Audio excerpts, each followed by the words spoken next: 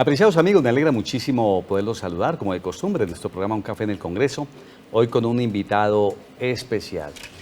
Tenemos en el café a un senador de la República, Julián Gallo, por el Partido Los Comunes, antiguamente la FARC, que nos ha acompañado y está hoy con nosotros para hablarnos de tantas cosas legislativas, de tantas historias. Senador, bienvenido a Un Café en el Congreso. Muchísimas gracias por la invitación.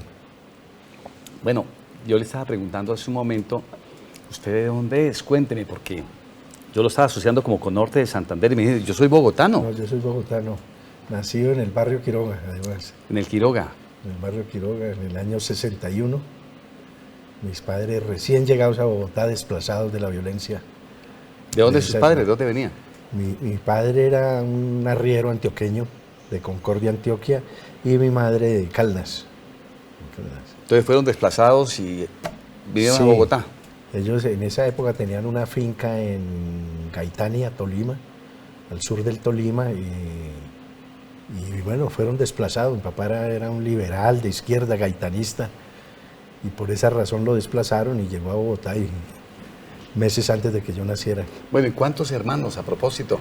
Nosotros fuimos 8 en total, 2 murieron pequeños.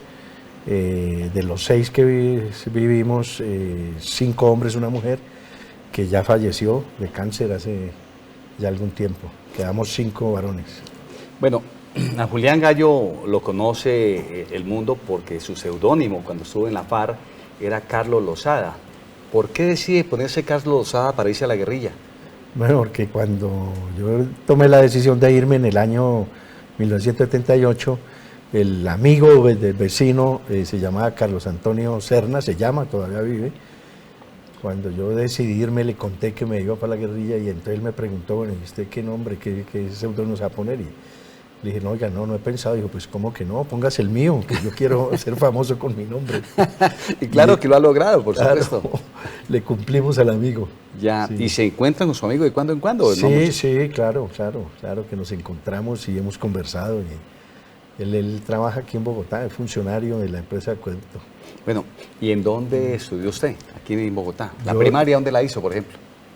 Yo hice la primaria, la comencé en un colegio en el barrio Centenario en esa época, que se llamaba el Sagrado Corazón de Jesús, y luego pasé al San Ignacio de Loyola, que queda en el barrio Olaya.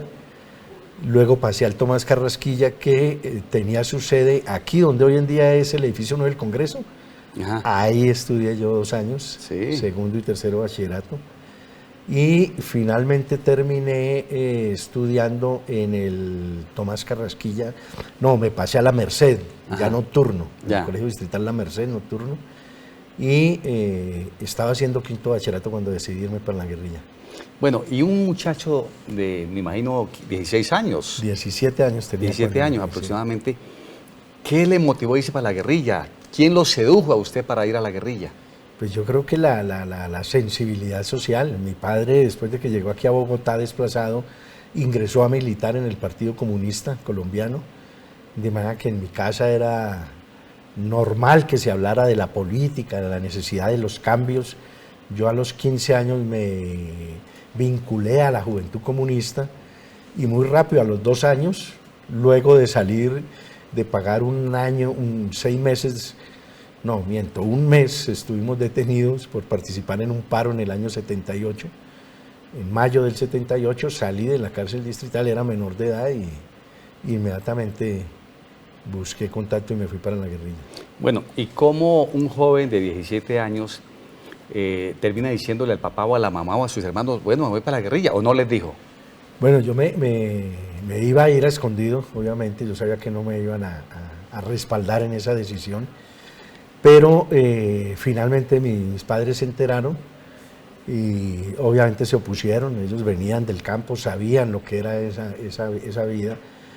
Nosotros pues habíamos sido criados en la ciudad y finalmente yo les dije, bueno, no, voy a desistir de la decisión, pero cualquier día cogí la mochila y paqué 2 mudas de ropa y dejé una carta diciéndoles que había tomado la decisión finalmente de irme y nos fuimos. ¿Usted recuerda más o menos, además de esas palabras, qué fue lo que les escribió usted en la carta a sus papás? ¿Tiene otras palabras adicionales, recuerda? Sí, yo recuerdo que les dije que ese era mi camino y que lo iba a recorrer, que les pedía que me permitieran pues hacerlo, que era la decisión de vida que había tomado y bueno, me despedí. Bueno, y un niño que sale de 17 años aquí, porque es un niño realmente, Sí. de Bogotá, ¿dónde fue el primer lugar donde llegó? ¿Cómo se conecta con la guerrilla? Porque en ese entonces era más complejo, digamos. No, yo me fui ya de aquí con un contacto, digamos, yo tenía a mi casa, en esa época llegaban guerrilleros a alojarse, a tratamientos médicos, de manera que no era extraña esa situación, yo tenía ya el contacto y me enviaron en ese momento para el departamento del Cauca. Yo llego primero al sur del departamento del Valle, entre los municipios de Florida y Pradera, y tal vez a los 15 días de haber ingresado me enviaron a la cordillera occidental, al municipio de Tambo, un grupo de 7 integrantes, de esos 5 recién ingresados, a fundar lo que sería después el 8º Frente de las FARC. O sea, fundaron el 8º Frente. Y cuando llegó ese jovencito iba melenudo, me imagino que le pasaron enseguida la máquina. No, en la guerrilla no lo obligaron a uno a peluquearse. ¿No? No. O sea, que andaba con el pelo largo. Sí, yo en esa época tenía el pelo, aunque no parezca, pero tenía el pelo largo, crespo, además. Porque usted en este momento es de las mentes más brillantes en el Congreso, por ejemplo. Sin necesidad de Por lo menos peluquearse. exteriormente. Sin necesidad de peluquearse. Correcto, sí.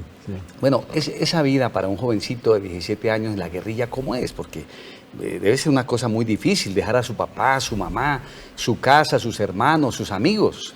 Sí, realmente fue un proceso muy complejo, muy duro. A los 3 meses yo tomé la decisión de retirarme y pedí salir de la guerrilla, porque eran unas condiciones muy difíciles desde el punto de vista físico y pues desde luego también emocional. En esa época la guerrilla pues, estaba en unas condiciones materiales muy precarias, muy difíciles, me dio paludismo. Bueno, total es que cuando finalmente a los 6 meses de que pedí la salida llegó la razón de que me podía devolver, ya tomé la decisión, fue de quedarme, ya me había adaptado, llevaba ya 9 meses y dije, bueno, no, si ya soporté esto, estoy seguro que puedo Ya le daba continuar. pena salirse. Sí, ya había hecho ese proceso de adaptación. Ya había jurado bandera, mejor dicho. Y entonces tomé la decisión y dije, no, mejor me quedo. Cuando usted va a consolidar el Frente Octavo, finalmente, ¿a cuánto llegó esa columna o ese frente, digamos? ¿A cuántos miembros? Bueno, yo estuve desde finales del año 78, yo me fui a Bogotá en septiembre del 78, hasta el año 81 en las montañas del Cauca, en la cordillera occidental, municipios del Tambo, Argelia, Balboa, toda esa región. Y en el año 81 fui enviado a Cali a desarrollar allí tareas logísticas, a conseguir ropa y avituallamiento, medicinas, todo lo que necesitaran la guerrilla para sobrevivir. Y después de ese año 81 permanecí en la ciudad hasta el año 2000, porque terminé de cumplir esa tarea de trabajo logístico en el año 83 y en ese momento fui llamado a conformar una red urbana. A mí me correspondió llegar aquí a Bogotá clandestino en el año 84 a fundar lo que sería después la red urbana Antonio Nariño, y duré así en ese trabajo clandestino aquí en Bogotá hasta el año 2000, que fui llamado nuevamente a integrarme a la mesa de diálogos en el Caguán en ese momento. O sea que no pasó mucho tiempo en el monte, digamos, en las selvas. Pues duré primero 3 años y luego a partir del año 2000, cuando se rompen los diálogos en el 2002 en el Caguán, hasta el año 2014 que volví a salir a La Habana a los diálogos en el momento, estuvimos en la montaña, de manera que de los 39 años que yo duré en la guerrilla, la mitad estuve en el monte y la otra mitad clandestino en la ciudad. Ya, cuando alguien llega a la guerrilla, así como cuando alguien llega a la fuerza militar, le dan un grado. ¿Cuál fue su primer grado en la guerrilla? Bueno, primero, obviamente estuve de guerrillero de base, como decíamos nosotros. Raso. De guerrillero raso.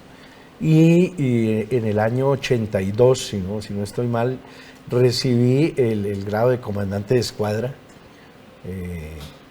que fue el único grado. Además, en la guerrilla habían como 2 cosas distintas, que uno era el grado que oficialmente uno tuviera y otra como la responsabilidad. Los grados prácticamente nunca se actualizaban o se promocionaban, de manera que el grado oficial que yo siempre tuve fue de comandante de escuadra, pero logré, digamos, desempeñar responsabilidades como comandante aquí de la red urbana, fui después suplente del Estado Mayor del Bloque Oriental, que fue el bloque más grande que tuvo las FARC, y a partir de 2010 llegué a integrar el secretariado, que era la máxima autoridad. Bueno, usted tiene cara de buena gente. ¿Cómo era como guerrillero? ¿Era bravo con la gente? No, yo tengo, digamos que un temperamento como muy calmado. Nunca tuve mayores dificultades con los subalternos. Eso fue algo que muy rápido, digamos, lo aprendí por la propia experiencia del ejercicio, digamos, del mando, nos fue dando de que, de hecho, siendo una estructura militar, nosotros nos basamos en una disciplina consciente, no la autoridad pues impuesta y bueno, ese ejercicio nos fue dando como ese carácter de... La autoridad no se desprende pues del grito, de la imposición, sino más bien como del ejemplo. Del ejemplo. Del ejemplo. Bueno, Sí, ¿y cómo era un día en la guerrilla de un guerrillero, ese entonces Carlos Lozada? ¿Cuál era el día normal, su agenda diaria? Digamos que en los últimos años, ya en el ejercicio del mando, me levantaba a las 2 de la mañana. Siempre he sido muy buen... En la guerrilla siempre la levantada era temprano, antes de las 5 de la mañana, 4:30. Pero nosotros, o yo como mando, lo hacía a las 2 de la mañana para levantarse a responder mensajes de comunicaciones, a estudiar. Ya cuando se levantaba el personal, pues había que ir al patio a recibir el parte de que se había amanecido todo el mundo sin novedad. Se distribuía el orden del día, que eran las distintas actividades, bueno, quiénes les correspondía cargar leña, quiénes iban a hacer las exploraciones para el aseguramiento, quiénes iban a transportar, nosotros le decíamos la economía, que era como las provisiones, y las distintas tareas, y el resto del día uno estaba dedicado a dar instrucción política, a atender reuniones con la población, con gente que llegara de la ciudad. Bueno, era como la actividad normal cuando no había, digamos, una situación de seguridad o estábamos en desplazamientos. Cuando estábamos en desplazamientos, pues obviamente había que salir muy temprano. Por lo general recorríamos entre 8, 10, 12 kilómetros al día en la selva, pues, y había que llegar temprano a hacer el campamento para continuar al siguiente día. Claro, yo me imagino que fueron muchos los momentos o los combates que usted tuvieron con las fuerzas militares. ¿Usted recuerda alguno donde estuvo a punto de perder la vida, por ejemplo? Sí. Bueno, de los tantos, seguramente. Sí, muchísimos. Pero, sí, claro, yo fui herido 2 veces en combate. Pero que usted diga, mire, así y así pasó. ¿Qué fue lo que pasó ese día? Bueno, a ver, la segunda vez que me hirieron estaba yo en un campamento, iba de paso, y coincidencialmente una patrulla del ejército que venía descendiendo, digamos, por la montaña, se encontró así con el campamento, escucharon el ruido de alguna gente nuestra y nos asaltaron en el campamento. Yo en el momento estaba con otro compañero que murió en ese asalto. Yo fui herido, me pegaron un tiro en la espalda, en la parte baja de la espalda. Y bueno, afortunadamente así herido logré salir y en la tarde, algunas horas después, fui encontrado por un grupo de compañeros que... Está en la Comisión Primera, ¿verdad? En la Comisión Primera, sí. Bueno, ¿cuál ha sido su experiencia como senador? Recordemos que ustedes están en el Congreso producto de un proceso de paz con el gobierno del presidente Santos y le dieron una participación directa. ¿Cuál ha sido esa experiencia como senador? Bueno, digamos que ha sido difícil, compleja. Uno tiene desde afuera, y más nosotros que siempre fuimos de alguna manera críticos de la función del Congreso, muy distinta, es una idea muy diferente a lo que realmente se encuentra uno cuando llega aquí.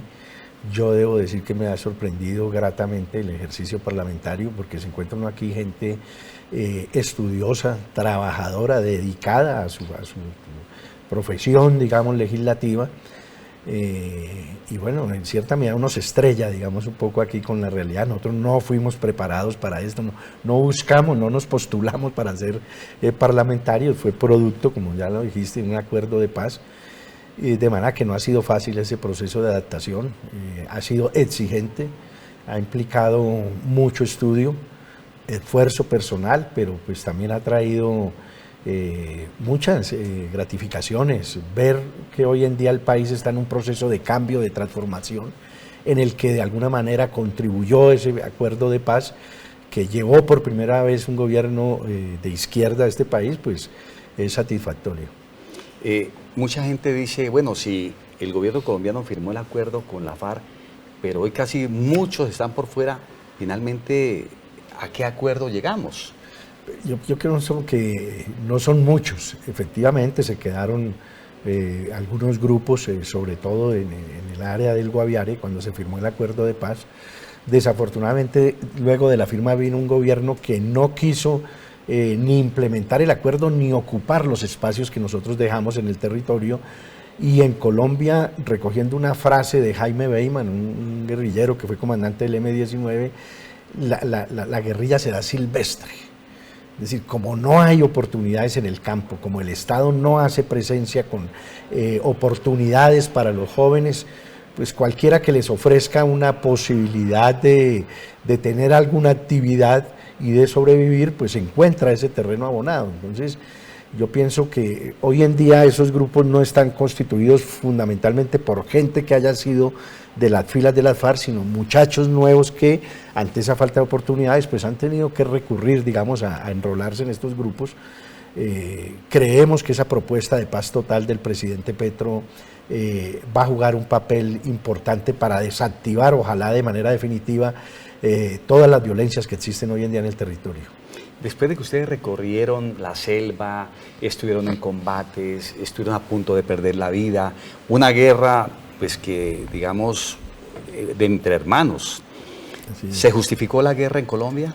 Bueno, yo digo que en términos generales uno diría que la guerra nunca se justificaría, ¿cierto? Pero pienso que hoy en día, luego de haber firmado ese acuerdo de paz, valió la pena porque finalmente en ese acuerdo están contenidas algunas claves para el desarrollo del país, la reforma rural integral, la reforma política que no se ha hecho pero sigue siendo una deuda del Estado para con la sociedad colombiana, haber creado ese sistema integral que puso a las víctimas en el centro y que está permitiendo que el país conozca la verdad de lo que sucedió en el conflicto, haber generado las bases de lo que hoy en día es una política de este gobierno, una nueva política de drogas que ha generado un relacionamiento distinto con el gobierno de los Estados Unidos, pues son aportes de ese acuerdo que puso y abrió la posibilidad de un horizonte distinto en la política colombiana, que es lo que representa hoy en día el gobierno de Gustavo Petro, de manera que puesto en esos términos uno diría muy dolorosa, la guerra, pero finalmente es como el camino que hemos tenido que recorrer nosotros como nación para ir construyéndonos. Pues nosotros somos de la teoría de que este es un estado en formación todavía. Padre de 3 hijos, ¿no? Tengo 3 hijos, uno de 32 años, una hija de 24 años y una niña de 6 años. En algún momento sus hijos decían, papá, sálgase de la guerrilla, véngase con nosotros, no siga por allá, de pronto lo matan. Pues bueno, no, afortunadamente no tuve yo, digamos, que vivir esa situación. Los 2 mayores que me conocieron, pues siendo combatiente, de alguna manera siempre entendieron. Al hijo mayor le tocó irse del país porque fue objeto de persecución a él y su madre. Casualmente hace 2 días regresó, después de más de 19 años fuera del país. Él se hizo médico y hizo su especialización fuera del país. La otra hija también le tocó un tiempo por fuera, estuvo en Venezuela, en Cuba. Le tocó llegar aquí con su mamá a esconderse en medio de la situación de la guerra, y la bebita, que es la hija de La Paz, nació al año siguiente de haber firmado el acuerdo. Bueno, como ya estamos prestos a las elecciones regionales, el Partido de los Comunes, de los cuales usted hace parte, ¿cómo se está preparando para enfrentar esos comicios? Bueno, nosotros en este momento hacemos parte del pacto histórico, de manera que en todo el país vamos a participar dentro de las listas del pacto histórico, tanto en alcaldías, consejos, diputaciones y gobernadores, juntas de administradoras locales. Para nosotros es un escenario nuevo porque obviamente es la primera vez que vamos a participar en una coalición. Hasta ahora habíamos estado solos, pero estas nuevas realidades políticas hoy en día abren esa perspectiva, y eso pues nos tiene muy contentos y optimistas de que vamos a tener en poco tiempo alcaldes, concejales, diputados y seguramente en coalición gobernadores elegidos en los que el Partido Comunes, que surgió del acuerdo de paz, sea una parte importante. ¿Cómo han logrado paliar, senador Julián Gallo, el hecho de las divisiones internas y la dirección del partido? Porque los colombianos conocen que se han dividido internamente, que personas muy importantes. Sí, digamos que eso fue un escenario nuevo para nosotros. En 53 años que estuvimos en la insurgencia nunca enfrentamos una situación, digamos, de una división. La llegada al escenario de la política legal también significó para nosotros conocer que en los espacios de la política abierta, democrática, se presentan esas diferencias y que cuando de pronto no se encuentran los mecanismos y las formas de resolverlos, pues la gente opta por hacer tolda parte, cosa que nos sucede a todos los partidos políticos, de manera que esto también fue un aprendizaje para nosotros y bueno, hemos aprendido, digamos, a convivir con esas diferencias. Senador, ¿cómo usted ve a Colombia en los próximos años? ¿Cómo se la imagina? ¿Cómo la visiona? Bueno, yo pienso que si se logra consolidar este proyecto político de izquierda que está iniciando, nos imaginamos una Colombia con una paz total, más democrática, más pluralista, con mayor inclusión, una Colombia con justicia social, que juegue además un papel muy importante en el concierto internacional, por lo menos aquí en la región, y que deje de mirársenos solamente por la existencia de la violencia y por generar la base inicial de lo que es el narcotráfico en el mundo. Yo pienso que esa es la Colombia que nosotros aspiramos a tener y que hereden los hijos de nosotros. Pues bueno, le agradecemos muchísimo que haya estado aquí en un café en el Congreso y lo invitamos en otra oportunidad para que hablemos un poco más de esos temas legislativos tan importantes que ustedes están trabajando juntamente con los demás partidos. Bueno, no, agradecerle mucho la invitación y el café. Claro que sí. Queridos amigos, de esta manera hemos llegado al final de nuestro programa Un Café en el Congreso. Los esperamos Dios mediante el próximo lunes a esta misma hora y por este mismo canal. Dios le bendiga, bendiciones para todos.